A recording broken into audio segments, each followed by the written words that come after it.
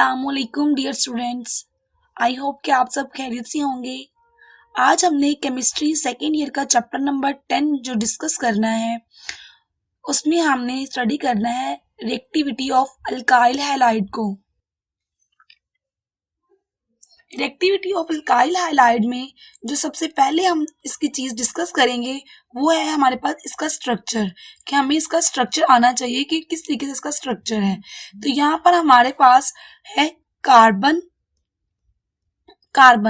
तो ये जो कार्बन हमारे पास है, इसकी जो हाइब्रिडाइजेशन है वो sp3 हाइब्रिडाइजेशन है। कार्बन, आपको पता है कि कार्बन की इलेक्ट्रोनेगेटिविटी जो है वो 2.5 होती है। इलेक्ट्रोनेगेटिविटी जो कार्बन की है वो 2.5 है और हैलोजन की जो इलेक्ट्रोनेगेटिविटी है वो 4.00 से 2.50 होती है। तो इसका मतलब है कि हैलोजन की रिएक्टिविटी जो है हमारे पास कार्बन से ज्यादा है। तो हैलोजन जो हमारे पास यहाँ पर है वो हो गया पार्शियल नेगेटिव और कार्बन हमारे पास क्या है, पार्शियल पॉजिटिव। यहाँ पर जो हमारा टारगेट है वो है कार्बन और हैलोजन के दरमियान में ये जो बॉन्ड है, ये वाला बॉन्ड जो है ना, ये हमारा टारगेट है। ये बॉन्ड अल्काइल हैलाइड की रिएक्टिविटी को डिसाइड करता है कि कार्बन हैलोजन बॉन्ड, ठीक है, जो यहाँ पे कार्बन और हैलोजन बॉन्ड है ये इसकी रिएक्टिविटी को डिसाइड करता है।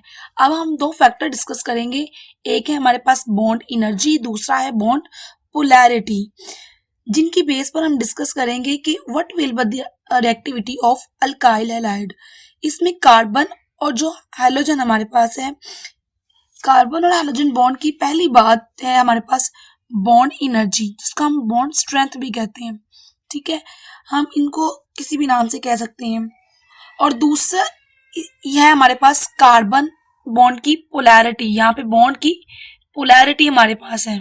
दूसरा फैक्टर जो हमारे पास है वो है कार्बन और हैलोजन की बॉन्ड पोलैरिटी पे, ठीक है, कि किस तरीके से हम इनकी बॉन्ड पोलैरिटी को डिस्कस करेंगे।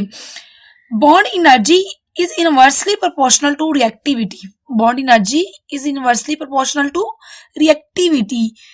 जिस तरह हम बात करते हैं कि हमारे पास सबस्ट्रेट में मॉलिक्यूल स्ट्रॉन्ग होंगे, वो स्टेबल होगा, इसकी रिएक्टिविटी कम होगी। आपने एल्केन में पढ़ा हुआ है कि दो तरह के बॉन्ड होते हैं, कार्बन कार्बन बॉन्ड और कार्बन हाइड्रोजन बॉन्ड।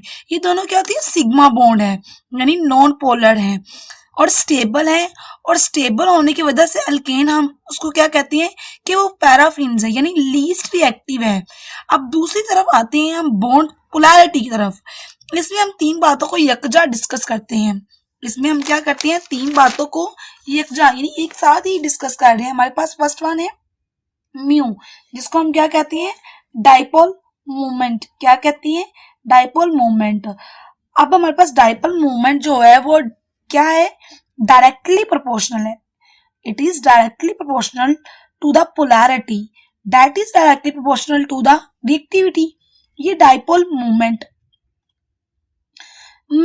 किसी मॉलिक्यूल की होती है। डाइपोल मूवमेंट किसी मॉलिक्यूल की होती है। जितनी डाइपोल मूवमेंट ज्यादा होगी उतनी उसकी उस मॉलिक्यूल की जो पोलैरिटी वो ज्यादा होगी और उतनी ही उसकी रिएक्टिविटी भी जो है वो ज्यादा होगी। जितना हमारे पास हमने क्या कहा है, जो डाइपोल मूवमेंट है किसी मॉलिक्यूल का, जितना ज्यादा होगी उसकी डाइपोल मूवमेंट ज्यादा होगा, उतना ही उसकी पोलैरिटी भी ज्यादा होगी और उसी हिसाब से उसकी रिएक्टिविटी भी ज्यादा होगी। अगर हम बॉन्ड की बात करें ना, तो बॉन्ड की पोलैरिटी जो है हमारे पास, हम इसकी इलेक्ट्रोनेगेटिव के डिफरेंस निकाल लेते हैं। यानी कार्बन और हैलोजन बॉन्ड जितना पोलर होगा उतना ही इस कार्बन और हैलाइड की रिएक्टिविटी ज्यादा होगी।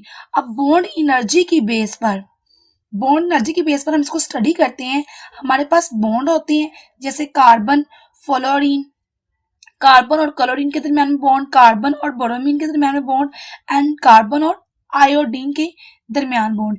इन सब की बॉन्ड को हम एनर्जी को देखते हैं, ठीक है। इनकी बॉन्ड एनर्जी, कार्बन और फ्लोरीन की जो बॉन्ड एनर्जी वो हमारे पास क्या होती है, 467 किलोजोल पर मोल। इसी तरह हमारे पास जो कार्बन और क्लोरीन की हमारे पास जो इलेक्ट्रोनेगेटिविटी है वो क्या उसका है 346 किलो जूल पर मोल।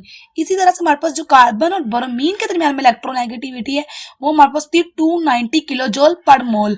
और जो हमारे पास कार्बन और आयोडीन की इलेक्ट्रोनेगेटिविटी है वो होती है 228 किलो जूल पर मोल। यहाँ पर हमारे पास जितनी बॉन्ड एनर्जी ज्यादा होगी रिएक्टिविटी भी उतनी ही ज्यादा होगी। अगर इस फैक्टर को देखें तो last one it should be highly reactive. इसके अल्काइल ब्रोमाइड, इसके क्लोराइड, इसके बाद फ्लोराइड, ठीक है, यानी आयोडाइन के बाद ब्रोमाइड, क्लोराइड और फ्लोराइड। अब पोलैरिटी की बात करते हैं कि ये सबसे ज्यादा अल्काइल हैलाइड जो हमारे पास है alkyl iodide is greater than, ये ज्यादा रिएक्टिव है ब्रोमाइड से, उसके बाद क्लोराइड और उसके बाद फ्लोराइड वाला, ठीक है। तो अब पोलैरिटी की बात करते हैं। मेरे पास वही 4 बॉन्ड है यहाँ पर। एक है हमारे पास कार्बन फ्लोराइड, दूसरा है कार्बन क्लोराइड, थर्ड वन है ये हमारे पास कार्बन ब्रोमाइड और लास्ट वन हमारे पास है कार्बन आयोडाइड। वही सेम हमारे पास फैक्टर्स हैं।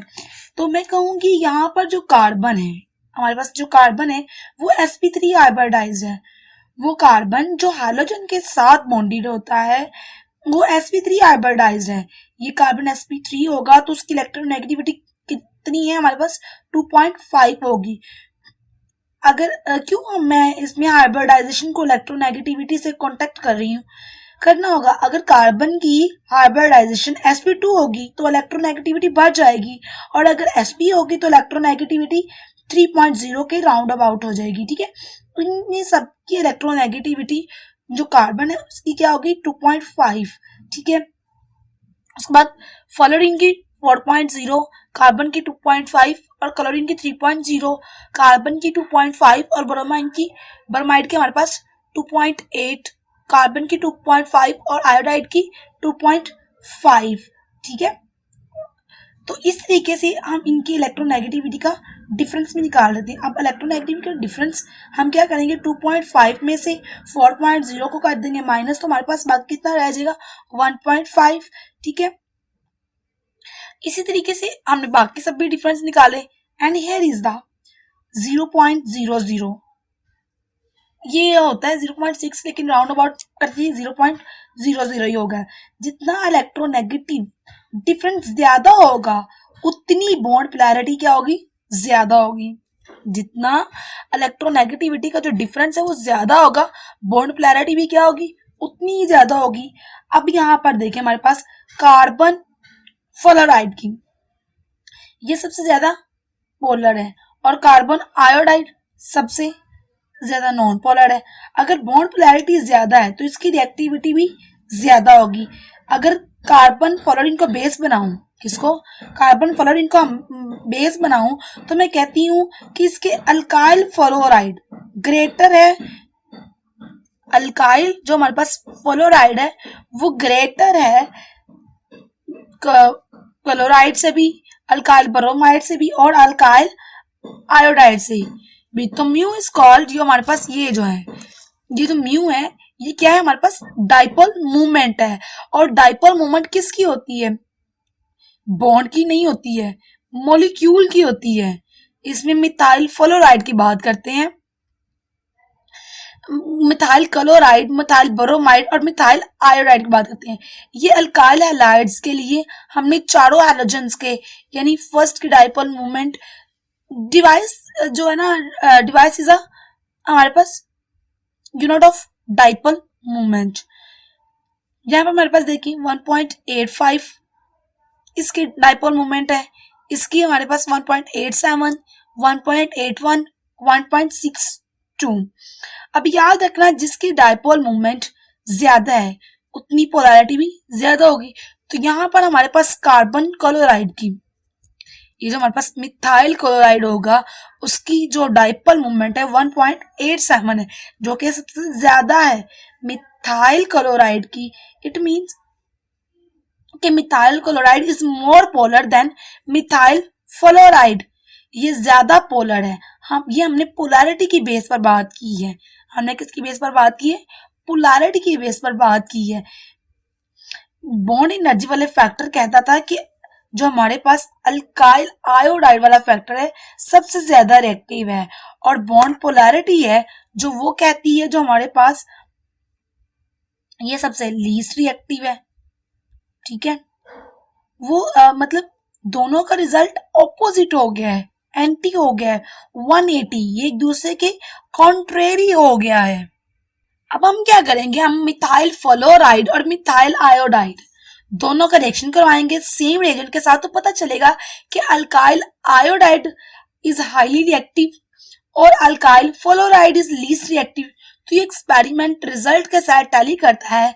तो अल्काइल हैलाइड की रिएक्टिविटी हम दो फैक्टर्स की बुनियाद पर डिस्कस कर सकते हैं, लेकिन कौन है जो इसकी रिएक्टिविटी को इफेक्ट करता है, कौन है जो इसकी रिएक्टिविटी को इफेक्ट करता है, डिस्क्राइब करता है यानी बयान करता है, वो है हमारे पास बॉन्ड एनर्जी। तो ये बात याद रखनी है कि the reactivity of alkyl halide depend upon the bond energy, not bond polarity.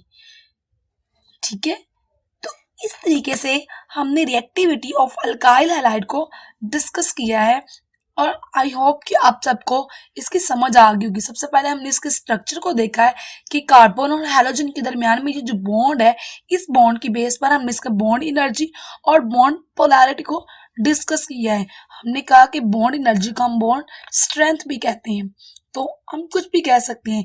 तो यहाँ पर हमने देखा कि जो अल्काइल आयोडाइड है वो ग्रेटर है, लेकिन यहाँ पर हमने देखा कि जो अल्काइल फ्लोराइड वो ग्रेटर है। हमने इन दोनों की क्या की है, रिजल्ट किया एक्सपेरिमेंटल।